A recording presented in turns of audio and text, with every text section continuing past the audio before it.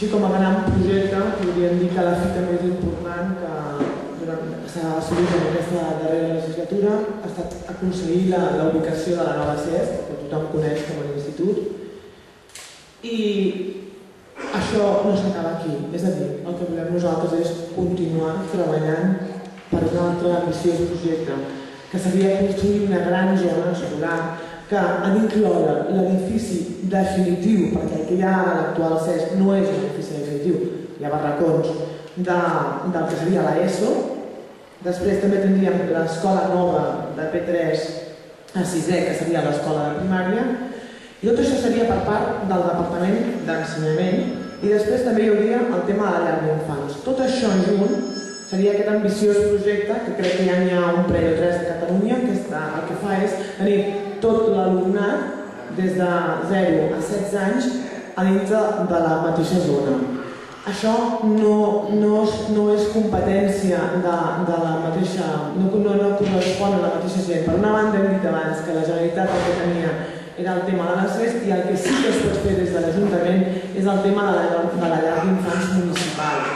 Aquesta nova llar d'infants, per la qual hi ha els diners, el que permetrà és incrementar tant les places com l'horari d'atenció als infants.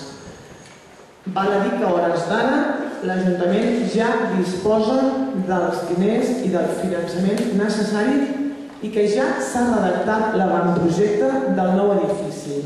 Per tant, en breu han de finalitzar el procés d'obtenció dels terrenys.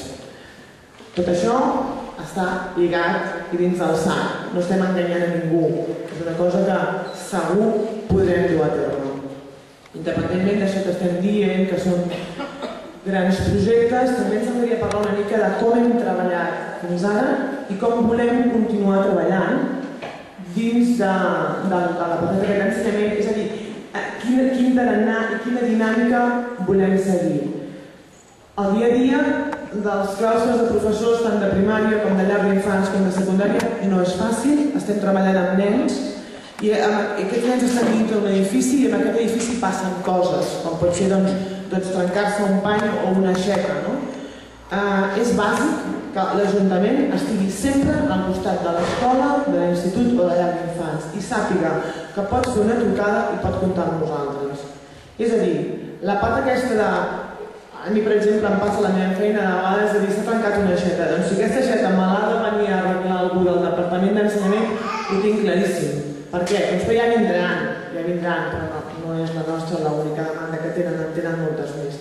El que es fa moltes vegades és doncs, trucar a l'Ajuntament, em pots ajudar, i això. Això és el que volem continuar fent nosaltres, treballar d'una manera propera perquè tenim l'ensenyament i l'educació com una prioritat. A part d'aquestes coses més físiques, també volem facilitar la tasca dels docents. Sabem que dia a dia estan treballant per aconseguir una educació de qualitat i el que volem doncs és ajudar i col·laborar amb tot allò que sigui possible a fi que s'obtinguin el màxim de recursos, serveis i equipaments. No oblidem que estem en crisi, estava llegint el diari, continuaran les retallades per part del departament. Ahir deia al diari, primera plana, o sigui, el període de la continuaran les retallades. No enganyem, no sabem com acabarà. El que sí que està clar és que podem pressionar al màxim, ja sigui enviant cartes al departament, intentant treballar conjuntament amb AMPAs, amb PAP, amb els pares, per demanar, perquè no se'ns oblidi, però moltes coses la decisió final la tenen ells. Estan retallant amb sanitat i amb educació, i això ho hem de tenir clar, per tant farem el que vulguem. Des de l'Ajuntament també volem continuar treballant d'una manera propera amb tota la comunitat educativa, això també és important. Quan parlem de comunitat educativa estem parlant d'AMPAs, que són papes i mames, i els volem sempre també conjuntament amb l'escola i amb nosaltres, perquè volem sentir tothom. Aquí tenim els puntets que resumirien una mica el que estic dient, que és el que creiem necessari. El primer punt, que aquí no hi és, però que hi hauria de ser, seria el de construir, o potser sí que no hi és, diu construir en breu la nova llar d'infants, que és el que us deia abans, que es farà. I després els altres, és una mica ja el que ja hem continuat dient, continuar treballant frec a frec amb AMPAs, Millorar l'oferta d'activitats extraescolars. Sabem que quantes més se m'ofereixin, menys s'hauran de moure els nens a altres poblacions. Que seria una mica l'objectiu, no?